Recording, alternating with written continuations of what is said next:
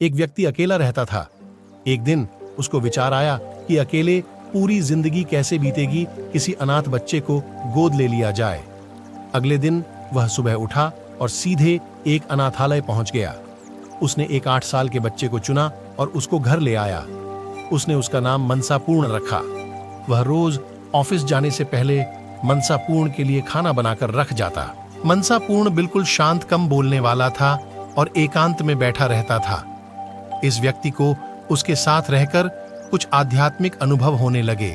कभी कोई झरना गिरने की आवाज सुनाई देती तो कभी कोई बिजली कड़कने की चमचमाहट, या शुरू में तो डरने लगा, मगर जब मनसापूर्ण को देखा कि वह शांत है, जैसे कुछ हुआ ही नहीं, तो यह भी चुप हो जाता। को साथ लेकर आए थे।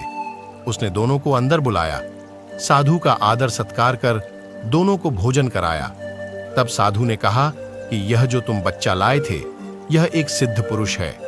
जब हमें अंतर्दृष्टि से यह अनुभव हुआ, तब तक आप इनको यहां ला चुके थे।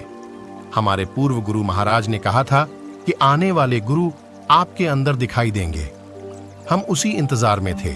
जिस दिन हमें रात को अनुभव हुआ कि गुरुदेव वहां अनाथाश्रम में प्रकट हुए हैं, हम वहां गए तो पता लगा कि आप उनको यहां ले आए हैं। साधु ने उस व्यक्ति को कहा कि तुम अगर चाहो तो इन्हें गुरु रूप में स्वीकार कर सकते हो। मैं इनको इनके आश्रम दिखाने ले गया था। तुम चाहो तो हमारे साथ चल भी सकते हो। तब उस व्यक्ति को उस बच्चे के साथ बीते कुछ दिन याद आए और वह आवाजें और प्रकाश के झोंके याद आने लगे। उसको अपनी प्रसन्नता और बिना किसी कारण के आनंद का अनुभव याद आया था, और इस बच्चे के जाने के बाद के दिनों की निराशा और दुख भी याद आने लगा। और जैसे ही उसने मनसापूर्ण की तरफ देखा, उसे अपार ऊर्जा का अनुभव होने लगा जो उसके मस्तक पर चमक रही थी।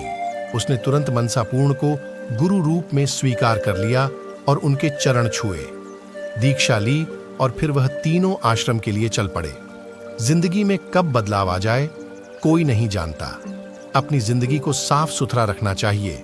किसी भी समय आपके ऊपर किसी बुद्ध पुरुष की कृपा हो सकती है और पूरा जीवन बदल जाता है। अगर आप भगवान को मानते हैं और मेरा वीडियो आपको पसंद आया हो तो मेरे चैनल को सब्सक्राइब जरूर कर दें।